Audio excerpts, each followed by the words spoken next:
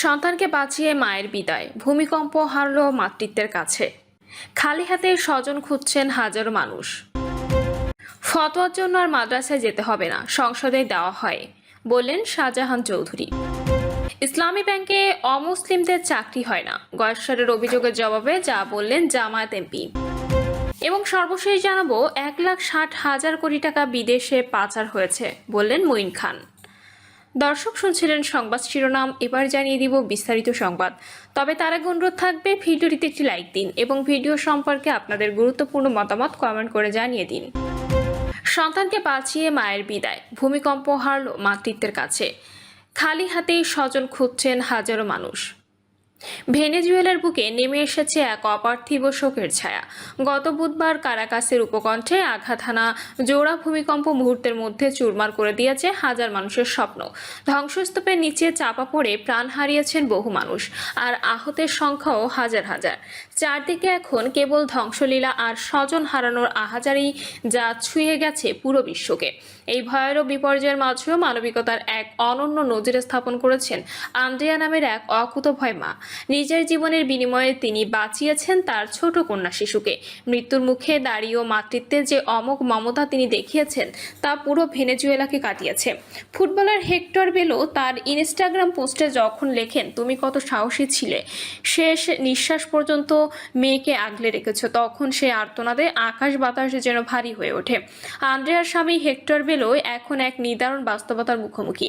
একদিকে স্ত্রীর চিরবিদায় বুকফাটা কান্না, অন্যদিকে বেঁচে যাওয়া সন্তানকে নিয়ে একাকী জীবন সংগ্রামের অনিশ্চয়তা। তিনি যখন প্রশ্ন করেন, আমি কিভাবে আমার মেয়েকে বোঝাবো যে তাকে প্রাণে বাঁচাতে গিয়ে তার মা জীবন দিয়েছেন, তখন সেই বেদনার গভীরতা মাপার কোনো যন্ত্র পৃথিবীতে নেই। হাসপাতালের বারান্দায় বসে তিনি এখন শুধু বিধাতার কাছে শক্তির প্রার্থনা করছেন। শুধুমাত্র বেলোর পরিবারই নয়, এমন অসংখ্য পরিবার আজ নিঃস্ব।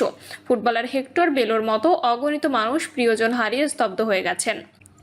স্থানীয় সংগঠন কুমানা দেমপেওনেস এই মৃত্যুর খবর নিশ্চিত করার পর থেকে শোকের ছায়া নেমে এসেছে ক্রীড়াঙ্গনে। পুরো ভবন ধসে পড়লেও ছোট শিশুটির বেঁচে যাওয়াকে অনেকে অলৌকিক বলে মনে করছেন, কিন্তু সেই অলৌকিকতার দাম দিতে হয়েছে মায়ের প্রাণ দিয়ে।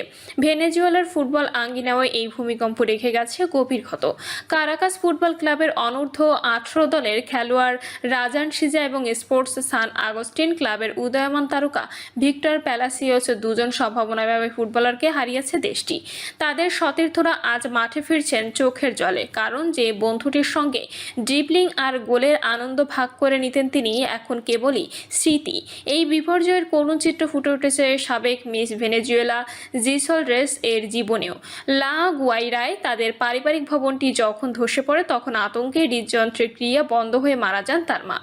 ধ্বংসস্তূপ থেকে মায়ের মৃত্যুর খবর শোনার পর রেইসের সে আর্তনাদ আজ প্রতিটি ভেনেজুয়েলার মনের কথা হয়ে উঠেছে। প্রিয়জনের মৃত্যুর খবর শোনার পর বেঁচে যাওয়া মানুষেরা এখন থেকে অপরকে সান্ত্বনা দেওয়ার ভাষা হারিয়ে ফেলেছেন। উদ্ধারকর্মীরা এখনও ধ্বংসস্তূপের নিচে প্রাণের স্পন্দন খুঁজছেন।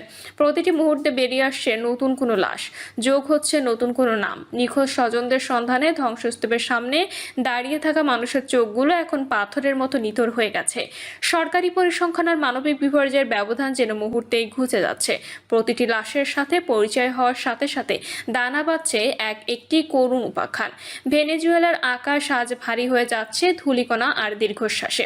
ভূমিকম্পের আঘাতে বিধ্বস্ত ভবনগুলোর মতোই চুরমার হয়ে গেছে সাধারণ মানুষের স্বাভাবিক জীবন। প্রকৃতির এই নিষ্ঠুর খেলায় যারা বেঁচে রইলেন, তাদের সামনে এখন এক দীর্ঘ কষ্টের পথ। ফতোয়ার জন্য আর মাদ্রাসায় যেতে হবে না, সংসদেই দেওয়া হয়, বললেন শাহজাহান চৌধুরী। 2026-27 অর্থ বছরের প্রস্তাবিত বাজেটের পর সাধারণ আলোচনার অংশ নিয়ে জাতীয় সংসদে বাকযুদ্ধে জড়িয়েছেন সরকারি ও বিরোধী দলীয় সংসদ সদস্যরা। জামায়াত ইসলামী সংসদ সদস্য শাহজাহান চৌধুরী স্বরাষ্ট্রমন্ত্রী সালাউদ্দিন আহমেদের একটি বক্তব্যের তীব্র সমালোচনা করে তাকে হাল জামানার মুফতি বলে কটাক্ষ করেছেন।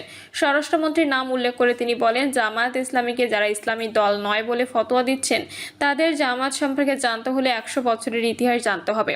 শাহজাহান চৌধুরী বলেন, আমাদের চট্টগ্রামের আরেক কৃতি সন্তান স্বরাষ্ট্রমন্ত্রী। আজকে আমাদের চট্টগ্রাম একটা কথা এসেছে, কয় যে ফতোয়ার জন্য আর মাদ্রাসায় যেতে হবে না। আমি জিজ্ঞেস করলাম কেন? কয় যে ফতোয়া তো আপনাদের এই পার্লামেন্টে দেওয়া হয়। ফতোয়া কি রকম? ফখরুল ইসলাম মাননীয় মন্ত্রী উনি যেমন ইসলাম নয়, জামায়াত ইসলামীও ইসলাম নয়। জামায়াত ইসলামীকে জানতে হলে 100 বছরের ইতিহাস জানতে হবে। জামায়াত ইসলামী কি ইসলামী দল না অন্য কিছু, সেটা আর ফতোয়া দেওয়ার দরকার নাই। স্বরাষ্ট্রমন্ত্রীকে আলিফ বা তা না জানার লোক হিসেবে অভিহিত করে তিনি ব্যঙ্গাত্মক সুরে বলেন, ফতোয়ার জন্য তারা আর হাটহাজারী, পটিয়া বা লালবাগে যাবেন না, বরং এই মহান পার্লামেন্টেই যার কাছ থেকে ফতোয়া পাওয়া যাচ্ছে তার কাছ থেকেই নেবেন। শাহজাহান চৌধুরীর এই বক্তব্যের পরপরই বাজেট আলোচনায় অংশ নেন বিএনপির সংসদ সদস্য জয়নুল আবদিন ফারুক। তিনি জামায়াত নেতার বক্তব্যের তীব্র সমালোচনা করে সংসদকে উত্তপ্ত না করার অনুরোধ জানিয়ে বলেন, নিজেদের কথা নিজেরাই বিচার করা উচিত। তিনি 1971 সালে জামায়াতের ভূমিকা এবং মিরপুর শহীদ বুদ্ধিজীবী কবরস্থানের দিকে তাকানোর আহ্বান জানান। স্বাধীনতার ঠিক একদিন আগে কারা বাংলাদেশকে বুদ্ধিজীবী শূন্য করার জন্য হত্যাকাণ্ড সংঘটিত করেছিল তা মনে করিয়ে দিয়ে তিনি বলেন, জুলাই বিপ্লবের শহীদদের আমরা অবশ্যই স্মরণ করব, কিন্তু 1971 সালকে কোনোভাবেই ভুলে যাওয়া যাবে না। পাশাপাশি তিনি মুক্তিযোদ্ধাদের ভাতা বাড়ানোর দাবিও জানান। ইসলামী ব্যাংকে অমুসলিমদের চাকরি হয় না, গয়েশ্বরের অভিযোগের জবাবে যা বললেন জামায়াত এমপি। ইসলামী ব্যাংকে অমুসলিমদের চাকরি হয় না বলে অভিযোগ করেছেন বিএনপির স্থায়ী কমিটির সদস্য গয়েশ্বরচন্দ্র রায়।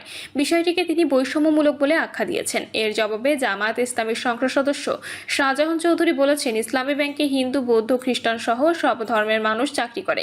BJP chairman Andalib Rahman Partha budget আলোচনায় ইসলামী ব্যাংকিং ও জাকাত অর্থনীতি প্রসারের প্রস্তাব করেন। ইসলামী ব্যাংকিংকে সারা দুনিয়ায় ট্রেন্ড আখ্যা দিয়ে তিনি সুদ ভিত্তিক ব্যাংকিং ধীরে ধীরে কমিয়ে আনার প্রস্তাব করেন।